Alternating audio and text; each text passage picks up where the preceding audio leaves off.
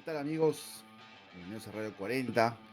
Hoy tenemos varios temas de los que conversar, así que voy a tratar de ser muy sintético. Voy a empezar con las condolencias del caso.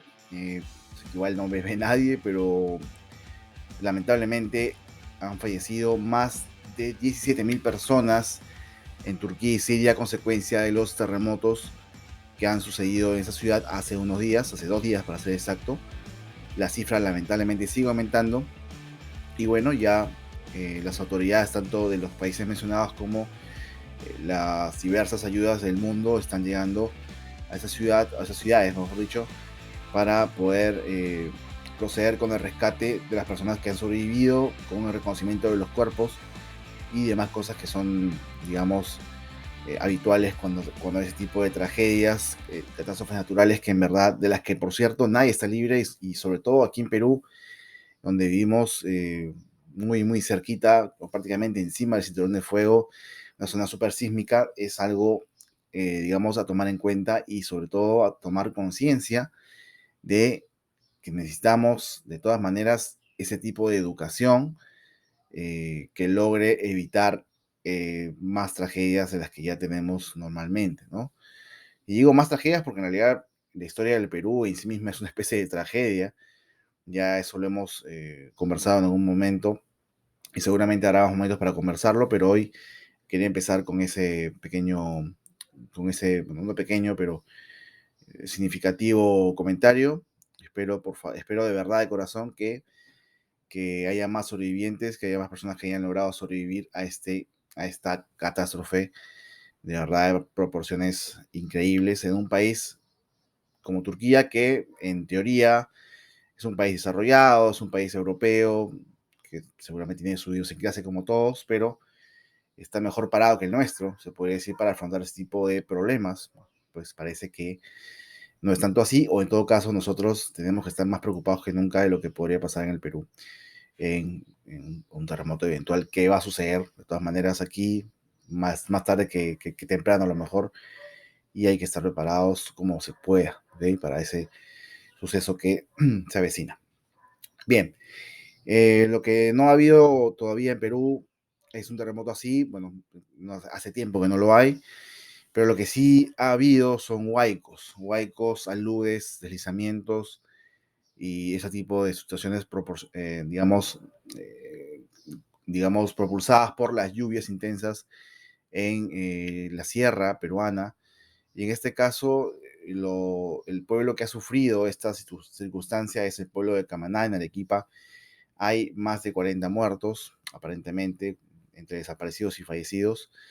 La ayuda ya está llegando, aunque por ahí se han hecho algunas denuncias de que el gobierno se ha comunicado aún con la alcaldía, que solamente que han salteado algunos procedimientos y bueno, demás cositas que en este momento, señalarlas, digamos que podría ser algo importante, pero también en cierta forma imprudente en el sentido de que debemos, para ese tipo de situaciones, dejar a un ladito, un ratito nomás las diferencias que podamos tener con el Estado, con Ina Boluarte y en general, para enfocarnos en restablecer lo más pronto posible estas comunidades y rescatar a las personas que necesitan ser rescatadas, ayudar a los que no, a los que se han quedado sin nada y sobre todo empezar a tener una cultura de la habitabilidad, ¿no? O sea, necesitamos esa cultura que lamentablemente no tenemos. Las personas, no solamente en la sierra, ustedes pueden ver aquí también en la ciudad, como los cerros, digamos, han sido tomados para vivienda cuando no es recomendable eso de ninguna forma por los especialistas en desastres naturales. Lamentablemente no existe esa cultura, como dije, aquí en Perú, la informalidad es muy fuerte y tenemos que también tomar nota de ello y empezar a cambiarse estos chips que tenemos en la cabeza, ¿no? Lamentablemente, una pena para la gente de Camaná. Espero que podamos ver próximamente la recuperación de estas hermosas comunidades y por supuesto que las personas damnificadas reciban el apoyo debido de las autoridades, ¿no? Y pasando a un tema a lo mejor no tan, digamos, de catástrofe natural, sino más de catástrofe humana, Eh, También se perpetró hace unos días el asesinato de una familia entera. Justo fue el día que yo grabé el programa y por eso es que no lo tenía en el mapa. Pero ya ahora lo tengo, así que lamentablemente malas noticias continúan y han asesinado a una familia entera en San Miguel, aquí en Lima. Eh, Dos niños fueron asesinados también dentro de esa familia. El jefe de familia era una joyita, no hay que ir por las ramas, el tipo era un buscado por la justicia, tenía un montón de demandas, de denuncias, su esposa también, pero los niños, ¿qué culpa tienen? ¿Qué culpa tienen ellos?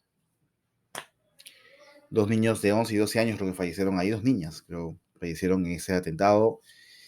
Los asaltantes, no, los asesinos, no, que no asaltaron, perdón, ellos fueron a ajustar cuentas con esta familia, no tuvieron el menor código y asesinaron también a los niños sin ningún tipo de problema. Se ven en las imágenes como simplemente meten su mano y comienzan a disparar.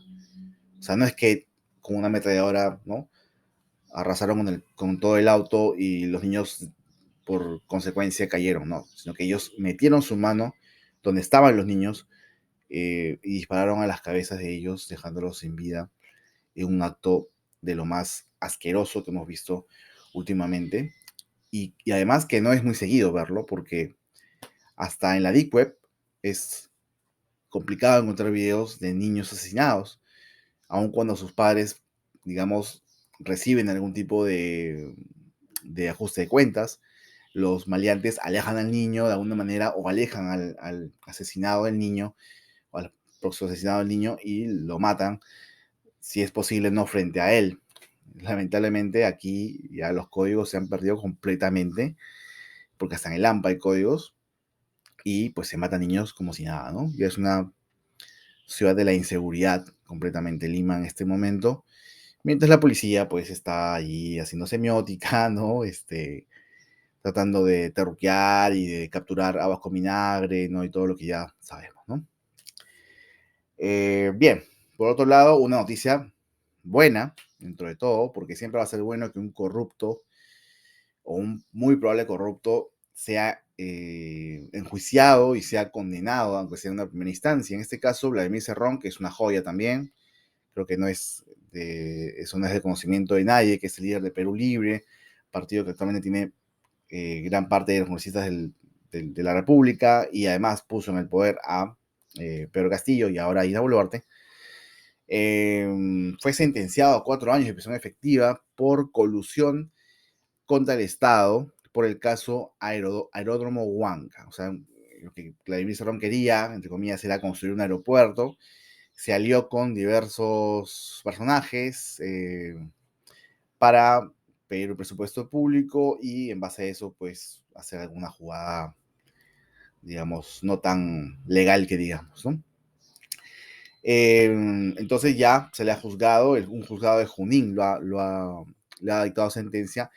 Esta sentencia debe ser ratificada por un jurado superior, lo cual sería en los próximos días, y por supuesto él ha apelado o va a apelar, no sabemos bien, para que esto no se dé, pero muy probablemente sí se dé una sentencia como mínimo de 3 años, ¿no? Entonces vamos a ver qué sucede, qué sucede con Vladimir Cerrón, pero como digo, siempre es positivo que las personas que hagan malas prácticas, que tengan, digamos, aunque sea un mínimo de indicios de que están haciendo algo malo contra el Estado, sean juzgados como mínimo, ¿ok? Y si se comprueba, que sean condenados, como tiene que ser, ¿no? Espero que también la misma, pues, la misma, no sé si celeridad, porque no sé cuánto tiempo tiene este caso, pero la misma dureza tenga los juzgados con corruptos de todo tipo, ¿no? No solamente corruptos de izquierda, como se dice, sino también corruptos de derecha, ¿no? Que incluso algunos siguen postulando a la presidencia de la República de manera impune y pues no parece que no hay nada, además archivan sus casos, ¿no? Vamos a ver, ¿no? Vamos a ver qué pasa. Igual, bien hecho, que Cerrón cumpla su condena si es que ha cometido esos actos, que es lo más probable, ¿no? Porque es una joya, como dije, ya ha sido condenado antes también por corrupción. De hecho, eso es la razón por la cual él no pudo postular por Perú Libre y tuvo que llamar a Pedro Castillo. Ahí ya sabemos cómo acabó la historia, ¿no? Bueno, El tema de hoy, quería acabar rápido con estas noticias, unas ya muy tristes, otras, como la última, no tan triste, más bien alegre, como que ya es algo bueno que se haga justicia en el Perú, de una forma u otra. Hablaremos ahora sobre el cuco del terrorismo. ¿Qué es el cuco del terrorismo? ¿Para qué sirve el terrorismo actualmente en Perú? ¿Existe terrorismo actualmente en Perú? Es una pregunta que me hago en un principio, ¿no? Eh, a ver, el terrorismo en el Perú, felizmente, ya ha sido derrotado en los años 90.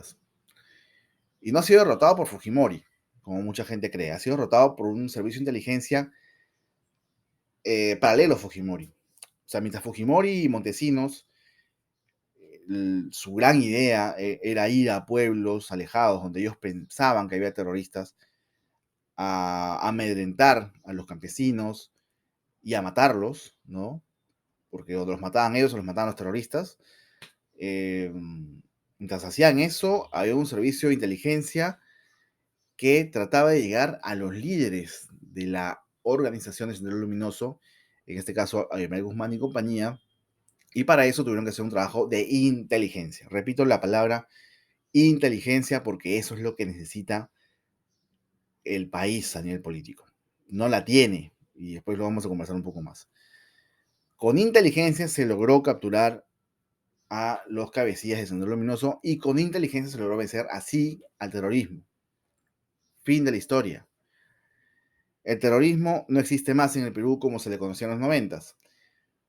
Recuerden ustedes que el terrorismo, y lo he dicho aquí también, no es que sea una ideología, no es que sea un grupo de gente, no. El terrorismo es un método, es una herramienta, ¿ok? Puede ser terrorista el grupo extremista de izquierda, puede ser terrorista el grupo extremista de derecha, puede ser terrorista el tipo que está en el poder y no quiere que lo saquen para nada y tiene a su favor los poderes, digamos, de las fuerzas del orden, ¿no es cierto? Puede haber muchos tipos de terrorismo, porque el terrorismo, como dije, es un método que es aplicado por cualquier grupo que intente o obtener el poder o mantener el poder, ¿ok? Entonces, para aterrizar un poco en lo que vamos a hablar el día de hoy, hay un hilo en Twitter muy interesante de Cuari Alvarado, que los invito a leer, en el cual se han tocado tres puntos importantes, ¿no? ¿Por qué la DBA, la derecha en realidad, no solo la DBA, ¿no? La derecha en general, y por supuesto con más fuerza la DBA, habla del terrorismo? Obviamente para tener un argumento con el cual combatir a sus fuerzas opositoras. A ellos les conviene, obviamente, el maniqueísmo. ¿Qué es el maniqueísmo? La división forzosa de malos y buenos. Cuando todos sabemos, sobre todo si has visto Game of Thrones, y si no lo has visto te recomiendo que la veas en este momento, que no existen malos y buenos, ¿ok? El ser humano es una mezcla de 20 mil millones de cosas. No es completamente bueno ni es completamente malo. O una persona que es completamente buena que tú conozcas puede tener algo malo y una persona que sea mala puede tener algo bueno. Entonces, a lo que quiero llegar, a la derecha le conviene obviamente decir que el terrorismo es de izquierda, ¿no? Porque en el Perú el terrorismo vino de la izquierda en su momento. Pero el terrorismo ya murió, hace mucho tiempo que ya murió. De momento ahora no se ha visto una organización terrorista ideologizada, ¿ok? Entonces, a lo que apunta el hilo de Cuara Alvarado es a que la narrativa del terrorismo en realidad es una narrativa que destruye muchos fundamentos de la derecha. El primer fundamento de la derecha es que Fujimori derrotó al terrorismo, ¿cierto? O sea, no lo hizo Heying, lo hizo Fujimori. Esa es la narrativa de derecha, sobre todo la derecha fujimorista, que es la derecha fascista, ¿no? Perdón, estoy un poquito ronco. Entonces, según ellos, Fujimori derrotó el terrorismo, no fue Heying, fue Fujimori. Si Fujimori derrotó el terrorismo, ¿por qué sigue vivo? ¿No es cierto? Debería estar muerto. Entonces, si Fujimori fue tan bueno y derrotó el terrorismo, ¿por qué sigue vivo el terrorismo? O sea, entonces no lo derrotaron, pues. Entonces no lo derrotaron. Ojo, estamos hablando de la narrativa fujimorista, o en este caso fujimorista, pero de la derecha, ¿no? La narrativa de la derecha dice que el fujimorismo derrotó el terrorismo. Entonces, yo me explico, yo me pregunto, si el terrorismo fue derrotado por el fujimorismo, ¿por qué seguimos hablando de terrorismo? Si ya murieron, ¿cierto? Ya los derrotó Fujimori. Esa fue la primera pregunta, ¿no? Eh, segundo, la IRCOTE. La IRCOTE es un chiste, ¿ah? El señor José Zavala de la IRCOTE, que sale a decir que Sendero está en todo el Perú, que el senderismo, que el terrorismo sigue en pie. A ver, ¿cómo explicar esto? Es como si yo trabajara en una empresa en el departamento de seguridad informática, ¿ya? Yo soy ingeniero informático, yo soy antivirus, así absolutamente antiviral, y me contratan en una empresa para combatir cualquier posibilidad de virus que haya en la empresa, ¿ya? Entonces, ¿qué hago yo? Obviamente, combato los virus, ¿no? Prevengo los virus, ¿no es cierto? Y si hubiese algún virus, lo detecto y lo elimino. Pero no voy a ir a una reunión y decir con mis cojones, ¿no? Decir, señor, la empresa está llena de virus. Todos los sistemas de la empresa están llenos de virus. Si tuviera que hacer eso, lo hago con mi carta de renuncia, ¿no? Porque fracasé, lógicamente, ¿no? Fracasé. La IRCOTE supuestamente es una unidad que combate el terrorismo, ¿cierto? ¿Cómo el jefe del IRCOTE va a salir a decirnos a todos que el Perú está lleno de senderistas? Y así, ¿ah? Fresco. Para Perú 21 salió a decir el señor Zavala que el Perú está lleno de senderistas. Así. Ay, la gente sí, oye, qué pena, ¿no? Sí, pues hay que combatirlos. La IRCOTE entonces fracasó. Si el Perú está lleno de senderistas, ¿para qué está la IRCOTE? ¿Para qué está la IRCOTE? Fracasamos. Totalmente, ¿no? Esto siempre es la narrativa de la derecha, repito, no es la realidad, ¿no? Eso también lo resalta Guardia Alvarado. Y lo último que cuando alguien de derecha habla de la resurrección o el terrorismo, ¿no? El terrorismo tiene una base ideológica, en el Perú tuvo una base ideológica de izquierda, ¿de acuerdo? Eso hay que enfrentarlo. Gente de izquierda o derecha, hay que enfrentar esa situación, ¿ok? ¿Y cuál es la base fundamental de las quejas populares? Las brechas sociales, la desigualdad económica y varias otras cosas, ¿no? Entonces, yo le digo a esa persona de derecha que me dice que el terrorismo sigue vivo, hay que combatirlo. Yo le digo a esa persona, señor o señora, si su sistema económico, social es tan bueno y no admite ningún tipo de reforma ni cambio. Y cuando yo le digo Asamblea Constituyente, usted se pone a temblar como gelatina y dice que eso no va, porque nuestro sistema ha traído desarrollo al Perú y todo eso. Si es tan bueno y está tan hermoso todo, ¿por qué hay gente que se sigue quejando de la desigualdad? ¿Y por qué habría terror? ¿Y por qué habría terrorismo si todos vivimos en un mundo lleno de felicidad, paz y prosperidad? ¿Tendría sentido eso?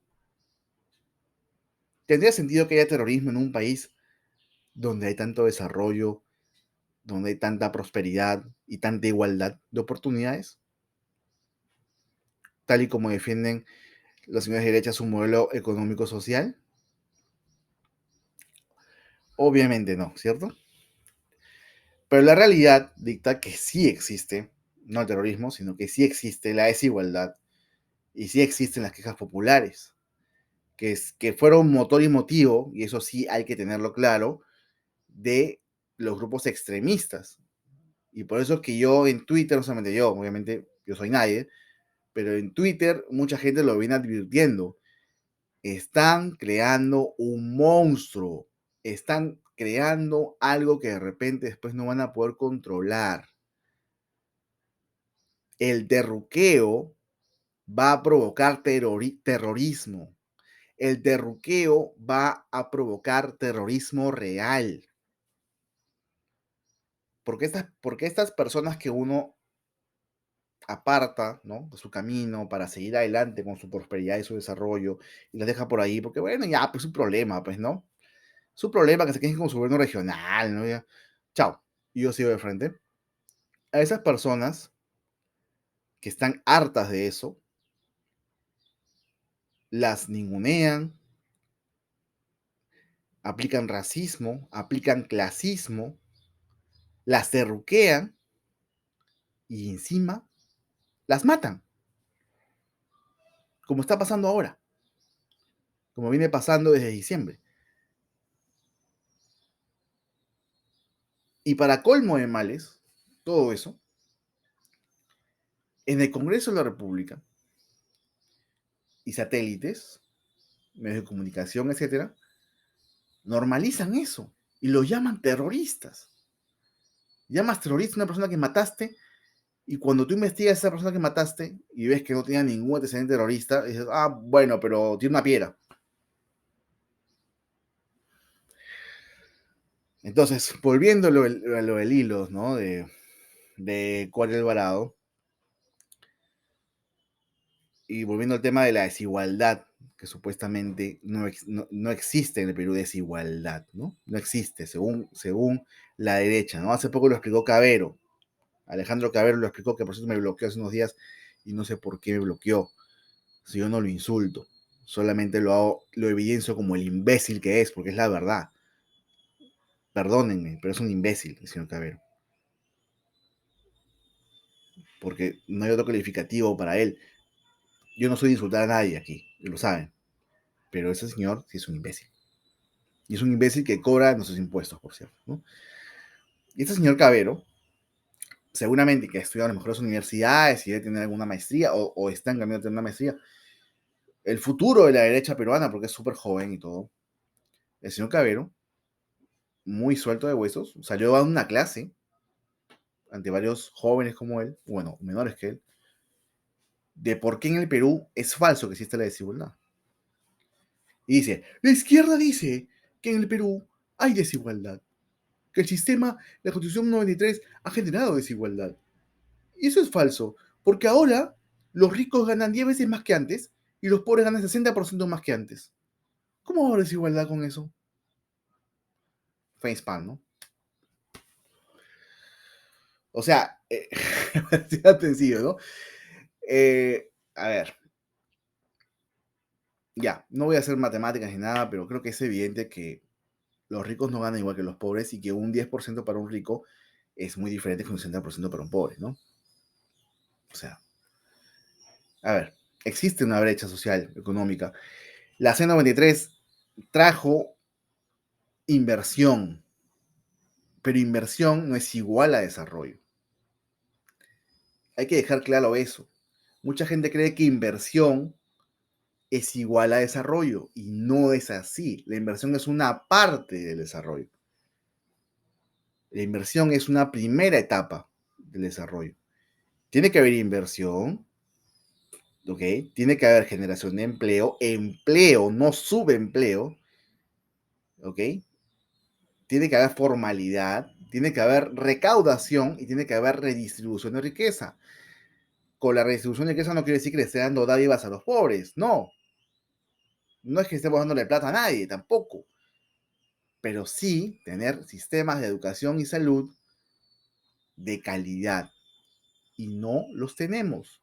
Y no los tenemos porque el Congreso de la República y la C93, como he explicado en otro programa, no te exigen hacer eso. Te exigen garantizar la salud pública y te exigen, me refiero a la Constitución, garantizar la salud pública y garantizar la educación pública, pero no te dicen cómo, ni te dicen qué te puede pasar si es que no lo haces. Ahí la trampa que permite que la inversión sea nacional o extranjera, le gane el paso al Estado sin ningún problema, porque nadie te exige a ti, como Estado, como Ministerio de Salud, nadie te exige que tengas un sistema de salud o un sistema educativo de alta calidad. Nadie te lo exige. Y si no lo haces, no te pasa nada.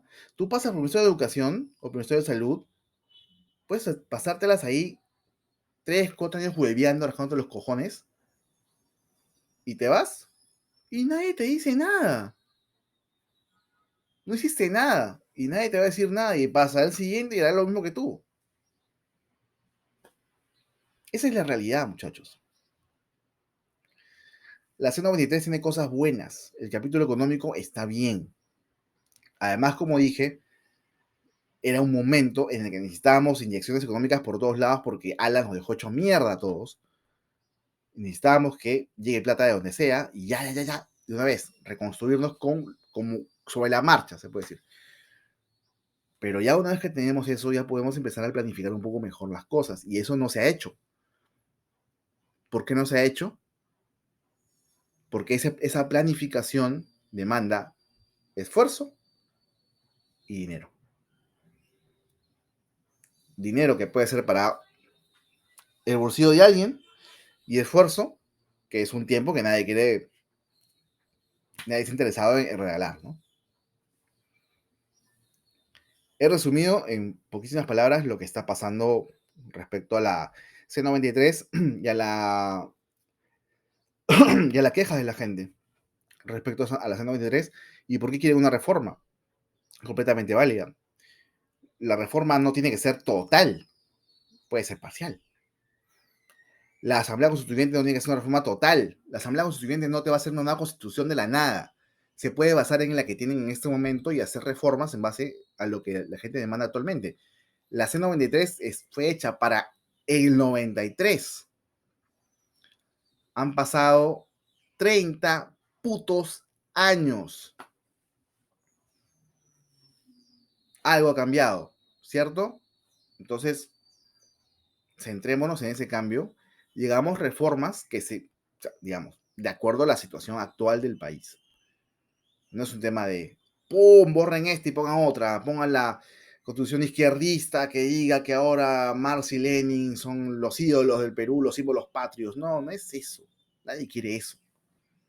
Que ahora nuestros estándares de calidad están los de Cuba y Venezuela, tampoco quieren eso. Nadie quiere eso. Pero ¿quién en sano juicio va a querer que Perú sea como Cuba o Venezuela? Dios mío. Sí, habrá gente loquita por ahí que diga que Fidel Castro es un crack y que Chávez viva Chávez y viva la revolución. Seguramente hay loquitos por ahí que lo hacen, pero son una minoría. Lo que la mayoría de gente quiere es progreso de verdad. ¿Ok? Entonces, para cerrar el tema del terrorismo, me dije un poquito, el Estado peruano, a través de los aparatos de seguridad pública, o sea, la policía, la fiscalía, está tratando de hacernos creer que el problema del Perú es el terrorismo. Y no lo es, pues, chicos. No lo es. El problema del Perú es la indiferencia. La indiferencia que viene acompañada de clasismo, de racismo, de terruqueo y asesinatos. Ese es el problema del Perú en este momento.